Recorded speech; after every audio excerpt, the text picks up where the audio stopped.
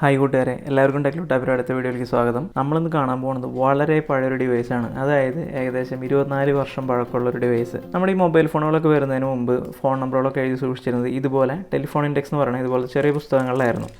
അപ്പോൾ അതിൽ നിന്നും കുറച്ചും കൂടി അഡ്വാൻസ്ഡ് ആയിട്ടുള്ള സംഭവം വേണമെന്ന് വിചാരിച്ചിരുന്ന ആൾക്കാരാണ് ഈ ഒരു സംഭവം യൂസ് ചെയ്തിരുന്നത്, ഡിജിറ്റൽ ഡയറി. ഇലക്ട്രോണിക് കാൽക്കുലേറ്റേഴ്സും അതുപോലെ വാച്ചുകളൊക്കെ ഉണ്ടാക്കാനായിട്ട് ഫേമസ് ആയിട്ടുള്ള കാസിയോ തന്നെയാണ് ഈ ഒരു പ്രൊഡക്റ്റും ഉണ്ടാക്കിയിരിക്കുന്നത്. ഇതിൻ്റെ മോഡൽ നമ്പർ എന്ന് പറഞ്ഞു കഴിഞ്ഞാൽ SF3600GTW എന്നാണ്.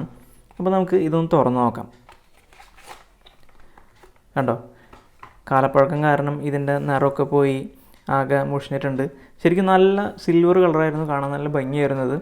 ഇത് നമ്മൾ ഓപ്പൺ ചെയ്ത് നോക്കി കഴിഞ്ഞാൽ ഏകദേശം ഒരു ചെറിയ കമ്പ്യൂട്ടർ പോലെയാണ്. 1998 ഞാനിത് ഉപയോഗിച്ച് നോക്കണത് കേട്ടോ. അപ്പോൾ ഇതിൻ്റെ പ്രത്യേകതകൾ എന്ന് പറഞ്ഞു കഴിഞ്ഞാൽ ഇതിലൊരു ഓൺ ഓഫ് ബട്ടൺ ഉണ്ട്, പിന്നെ ഒരു ലൈറ്റ് ബട്ടൺ ഉണ്ട്. പിന്നെ ഇതിൽ പ്രധാനമായിട്ടും ഇത് ഫോൺ നമ്പറുകൾ സ്റ്റോർ ചെയ്യാനായിട്ടാണ് ഉപയോഗിച്ചിരുന്നത്. അതുകൊണ്ട് തന്നെ ഈ ഒരു കീയിൽ പ്രസ് ചെയ്താൽ നമുക്ക് ഫോൺ നമ്പറുകൾ കാണാനും സ്റ്റോർ ചെയ്യാനുള്ള ഒരു ഓപ്ഷൻ വന്നിരുന്നത്. ഇതിൻ്റെ ഒരു പ്രത്യേകത എന്ന് വെച്ച് കഴിഞ്ഞാൽ ഫോൺ നമ്പറിന് പുറമെ നമുക്ക് ഇമെയിൽ അഡ്രസ്സും കൂടി ഇതിൽ സ്റ്റോർ ചെയ്യാൻ പറ്റുമായിരുന്നു. 1998 ആലോചിച്ച് നോക്കണം കേട്ടോ. പിന്നെ അത് കൂടാതെ ഒരു പേരിൻ്റെ കൂടെ മൾട്ടിപ്പിൾ ഫോൺ നമ്പേഴ്സും നമുക്ക് സേവ് ചെയ്തിരിക്കാൻ പറ്റുമായിരുന്നു.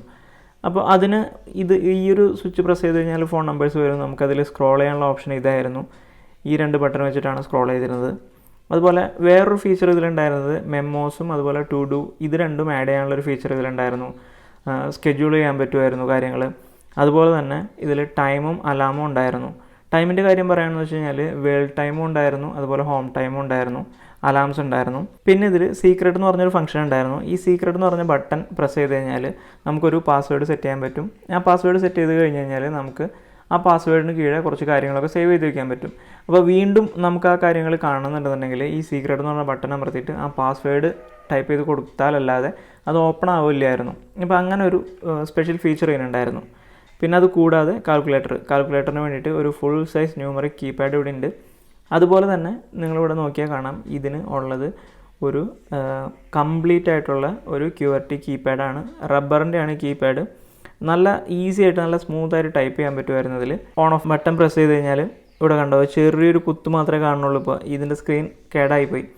ശരിക്കും ഇതിലുണ്ടായിരുന്ന ഈ സ്ക്രീനിലുണ്ടായിരുന്ന സംഭവം എന്ന് വെച്ച് കഴിഞ്ഞാൽ ഒരു dot matrix plus standard digital display ആണ് ഇതിലുണ്ടായിരുന്നത്. അപ്പോൾ ഇതിലിപ്പോഴും ഫംഗ്ഷൻ ചെയ്യണ ഒരേ ഒരു കാര്യം എന്ന് പറഞ്ഞാൽ ഈ ലൈറ്റ് ബട്ടനാണ്. നമ്മൾ ഈ ലൈറ്റ് ബട്ടൺ പ്രസ് ചെയ്ത് കഴിഞ്ഞാൽ ഒരു ഇലക്ട്രോ ലൂമിനസെൻറ്റ് ബാക്ക് ലൈറ്റ് ഇതിനുണ്ട്. കണ്ടോ, ഒരു ചെറിയ പച്ച കളറിലുള്ള ലൈറ്റ്, അത് മാത്രമാണ് ഇതിലിപ്പോഴും വർക്ക് ചെയ്യണത്. ബാക്ക് ലൈറ്റിന് പുറമെ ഇതിൽ കോൺട്രാസ്റ്റ് അഡ്ജസ്റ്റ് ചെയ്യാനും പറ്റുമായിരുന്നു കേട്ടോ. ഇത് നമ്മൾ ചാർജ് ചെയ്യുന്ന ഒരു ഡിവൈസ് അല്ല കേട്ടോ. ഇതിൽ ബാറ്ററിയാണ് ഉപയോഗിക്കുന്നത്. നമ്മുടെ വാച്ചിലൊക്കെ ഉപയോഗിക്കുന്ന പോലത്തെ കുറച്ച് വലിയ ബാറ്ററിയാണ് ഇതിൽ ഉപയോഗിക്കുക. അതുകൂടാതെ നമ്മൾ ഇവിടെ നോക്കുകയാണെന്ന് വെച്ച് കഴിഞ്ഞാൽ ഇതിൻ്റെ ബേസിക് ഫങ്ഷൻസൊക്കെ ഒരു ചെറിയ ഐഡിയ കിട്ടാനായിട്ട് ഇവിടെ പ്രിൻ്റ് ചെയ്ത് വെച്ചിട്ടുണ്ട്. അപ്പോൾ നമുക്ക് ഉപയോഗിക്കുന്നതിനിടയിൽ എന്തെങ്കിലും കൺഫ്യൂഷൻ വന്നു കഴിഞ്ഞാൽ ഇത് നോക്കിയിട്ട് ചെയ്യാവുന്നതാണ്. അതുകൂടാതെ ഏറ്റവും ഇൻട്രസ്റ്റിംഗ് ആയിട്ടുള്ള കാര്യം ഇതിൻ്റെ സ്റ്റോറേജാണ്. 64 KB ആയിരുന്നു ഇതിൻ്റെ സ്റ്റോറേജ്.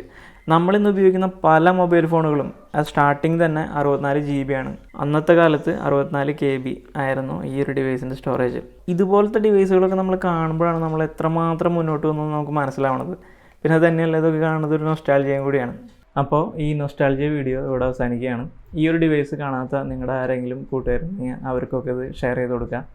ഈ വീഡിയോ ഇഷ്ടമായി കഴിഞ്ഞാൽ ഒരു ലൈക്ക് ചെയ്യുക. അതുപോലെ നിങ്ങളിൽ ആരെങ്കിലും ഈ ഡിവൈസ്, അതായത് ഡിജിറ്റൽ ഡയറി ഉപയോഗിച്ചിട്ടുണ്ടെന്നുണ്ടെങ്കിൽ കമൻറ്റ് ചെയ്യാം. ഓക്കെ, അപ്പോൾ അടുത്ത വീഡിയോയിൽ വീണ്ടും കാണുന്നതായിരിക്കും.